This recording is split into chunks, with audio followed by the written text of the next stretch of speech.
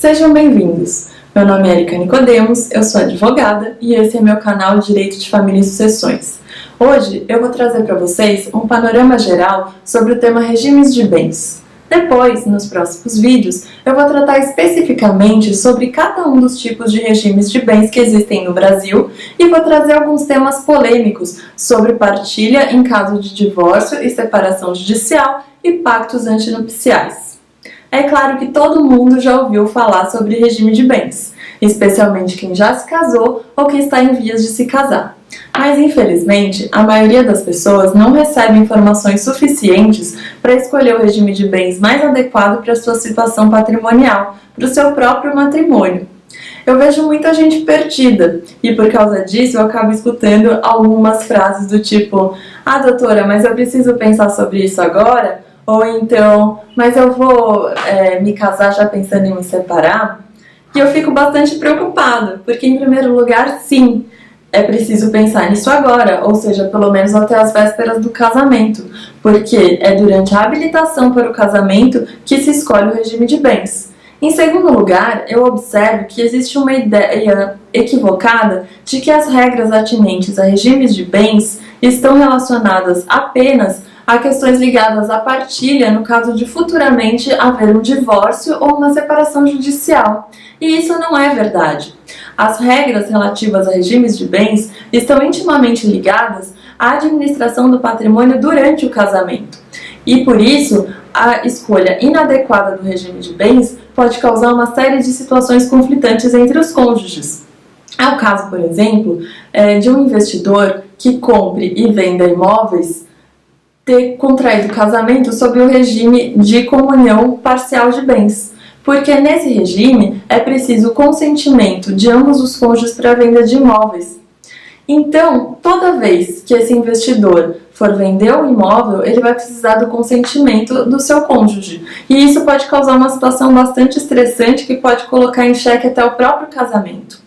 Então, nós podemos concluir que a escolha adequada do regime de bens pode prevenir litígios dentro do próprio casamento. Além disso, o regime de bens impacta diretamente sobre a condição de herdeiro do cônjuge. Ou seja, conforme o regime de bens adotado, o cônjuge vai ser herdeiro ou não e vai receber determinada quantia. No Brasil, existem 4 tipos de regimes de bens: o regime de comunhão universal, comunhão parcial, separação total e participação final nos aquestos. O regramento de cada um desses regimes de bens está previsto na lei. Mas existem alguns casais que me perguntam o seguinte: doutora, é possível, dentro de peculiaridades que existam na minha família ou no meu patrimônio, que eu e o meu cônjuge escolhamos algumas regras específicas que não estão expressamente previstas na lei?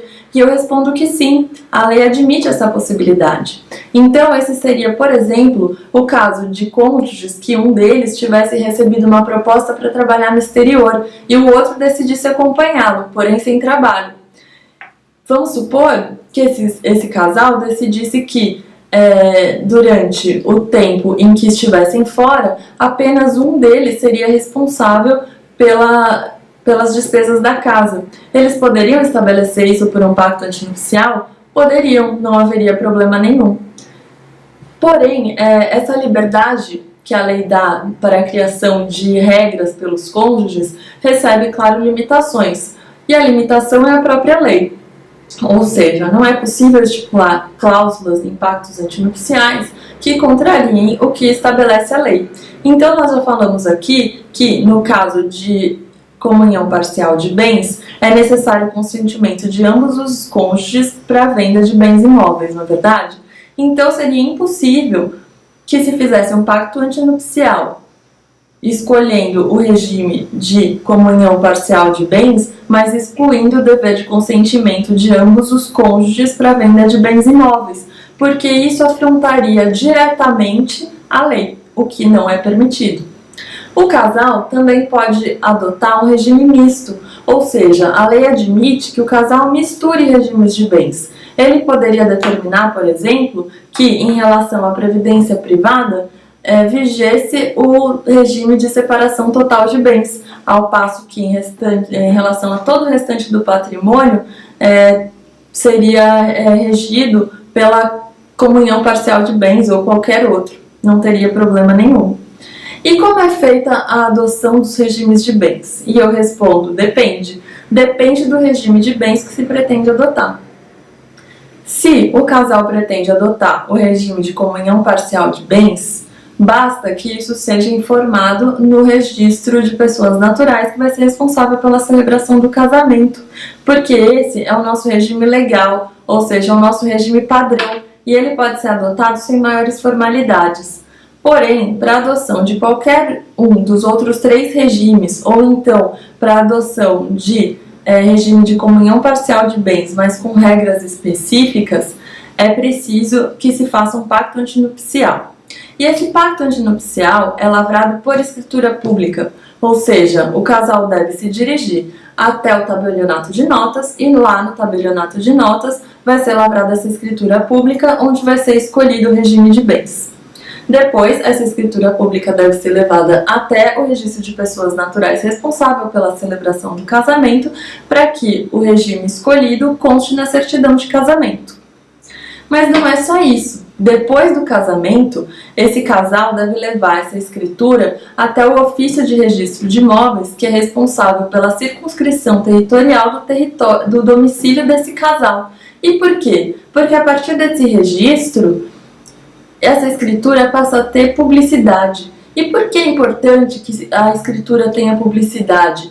Porque no caso de esses cônjuges virem futuramente a celebrar negócios jurídicos com outras pessoas, essas outras pessoas não vão poder anular esse negócio jurídico, invalidar por qualquer forma esse negócio jurídico, alegando que desconheciam o pacto antinupcial, porque esse pacto antinupcial está registrado e, portanto, possui publicidade.